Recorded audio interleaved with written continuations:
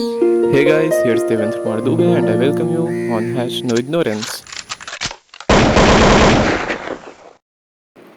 Hello and welcome everyone to my YouTube channel Dev searches let's begin. तो यार आज का हमारा टॉपिक है टाइम मैनेजमेंट।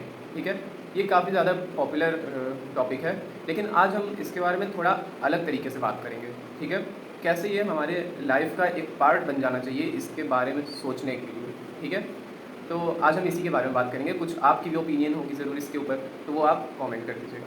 ठीक है, तो चलिए शुरू करते हैं। पहली बात तो होता क्या है टाइम मैनेजमेंट। तो यार टाइम मैनेजमेंट ना तो पढ़ाई करना है केवल, ये भी टाइम मैनेजमेंट नहीं होता, और ना कि केवल सोना नहीं है, ये भी टाइम मैनेजमेंट नहीं होता। टाइम मैनेजमेंट का सिंपल सा मीनिंग है कि टाइम को मैनेज करके रखना, मतलब हम कैसे उसे पास कर रहे हैं, कितना हम उससे प्रोडक्ट आउट ऑफ इट निकाल पा रहे हैं। ठीक है, जैसे हमारे पास पैसे होते हैं, ठीक है, तो हम उसको मैनेज करते हैं, मतलब उसका पूरा हिसाब रखते हैं कि हमने कहाँ पे कितना खर्च किया। ठीक है, वो काफ़ी इंपॉर्टेंट रोल होता है जो भी अर्निंग कर रहे होते हैं उनके लिए। ठीक है, वो समझ सकते हैं मेरी बातों को। तो यार उसी तरह से हम टाइम को मैनेज करते हैं कि आज मैंने कितना टाइम किस काम को दिया। ठीक है, और ये सारी समरी को एक बार रिवाइज़ कर लेना बहुत ही ज़रूरी हो गया है। तो यार टाइम मैनेजमेंट करना क्या ज़रूरी है, इसका सिंपल सा आंसर है हाँ। क्योंकि आजकल इतनी सारी डिस्ट्रैक्शंस है ना कि हमारा जो वर्क है जो हमें करना है, ठीक है, स्टूडेंट्स हो तो पढ़ाई, नहीं तो वर्किंग पीपल के लिए उनका वर्क। ठीक है, तो जो हमें करना है वो काफ़ी ज़्यादा इंपॉर्टेंट हो जाता है, लेकिन अगर हम चाहें तो डिस्ट्रैक्ट बहुत ईजिली हो सकता है।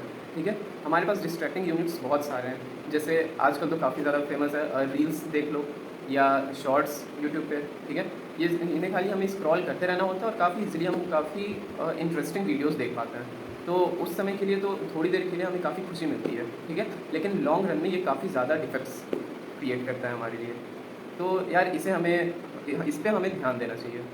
ठीक है, अब जैसे हम काफ़ी सक्सेसफुल पीपल्स को देखें, जैसे अपने रतन टाटा जी हो गए, तो इनके भी अगर आप बायोग्राफीज़ पढ़ो तो इसमें काफ़ी क्लियरली लिखा होता है कि ये अपने टाइम को कैसे मैनेज किए हैं। ठीक है, और टाइम मैनेज करने का एक सिंपल सा तरीका होता है कि आपके दिमाग में पूरे समय आपका जो गोल है, ठीक है, जो आपको अचीव करना है, उसके बारे में आप हमेशा इमेजिन करते रहो अपने दिमाग में।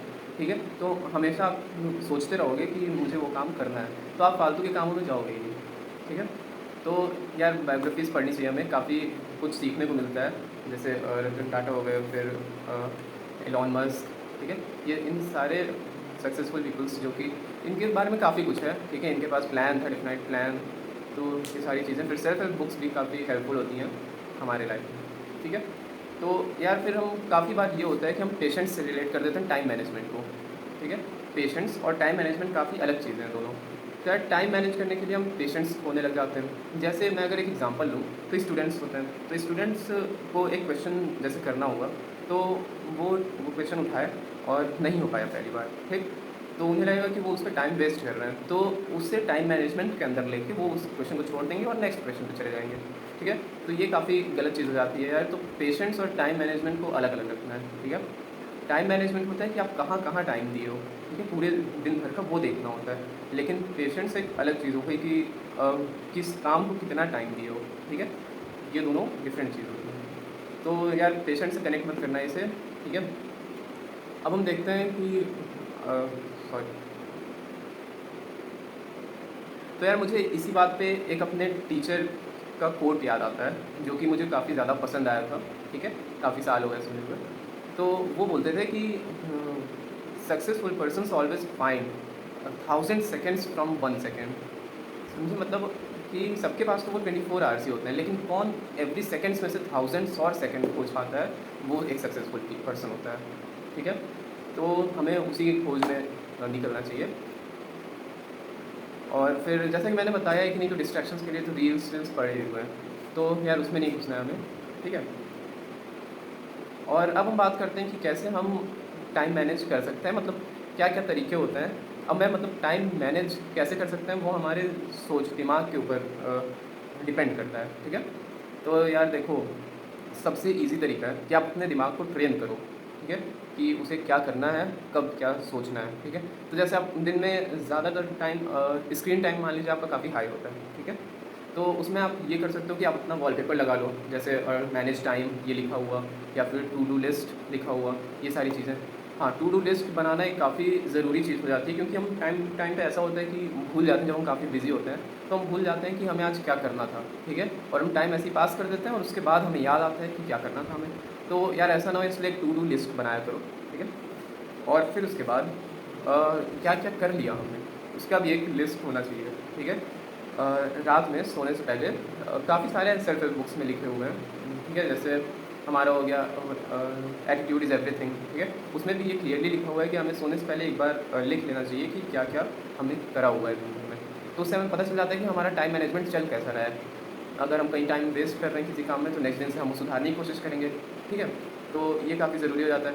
फिर जैसे आपका एक रूम होता है, या अगर आप स्टूडेंट हो तो एक कॉर्नर अगर आपका आपके स्टडीज़ के लिए है, तो वहाँ पे यार आप एक पोस्टर लगा सकते हो कि उस पर लिखा हो टाइम मैनेजमेंट, या कोई अच्छा सा कोड लिखा हो।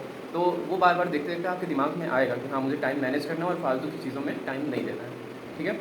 तो ये सारी कुछ चीज़ें थी, कुछ तरीके थे जिससे कि टाइम मैनेजमेंट का ख्याल आपके दिमाग में आता रहेगा और आप सारे डिस्ट्रैक्शन से दूर रह पाओगे, ठीक है। तो यार मैंने शुरू में एक बात की थी कि ना सोना टाइम मैनेजमेंट नहीं है। तो यार देखो, पहली बात तो सोने पे कोई ये नहीं बोल सकता कि सबको 7 घंटा सोना चाहिए या 8 घंटा सोना चाहिए, ठीक है, क्योंकि हर बॉडी की अलग अलग नीड्स होती हैं, ठीक है। किसी को 8 आवर्स में काफ़ी रिफ्रेशमेंट फील होता है, तो कोई 6 आवर्स में ही उठ जाता है, ठीक है। कहीं लिखा होता है कि हमें 4 आवर्स 2 पार्ट में सोने चाहिए, एक रात में 4 आवर्स और फिर दिन में 4 आवर्स। तो यार ये सबके बॉडी की डिफरेंट डिफरेंट नीड्स हैं, ठीक है। तो वो आपके सोने से हम टाइम मैनेजमेंट को रिलेट नहीं कर सकते। जब आप जगे हुए हो, ठीक है, तो उस समय आप किस तरह से अपने टाइम को पास कर रहे हो या किस वर्क में अपने टाइम को दे रहे हो, उसे टाइम मैनेज कहते हैं, ठीक है। और उसी को आपको गो थ्रू करना है। तो यार आज की वीडियो में यही इतना था। तो कैसा लगा ज़रूर बताना, अपनी भी ओपिनियंस कमेंट ज़रूर करना। आई गो थ्रू इट, ठीक है। तो तब तक के लिए टेक केयर, गुड बाय।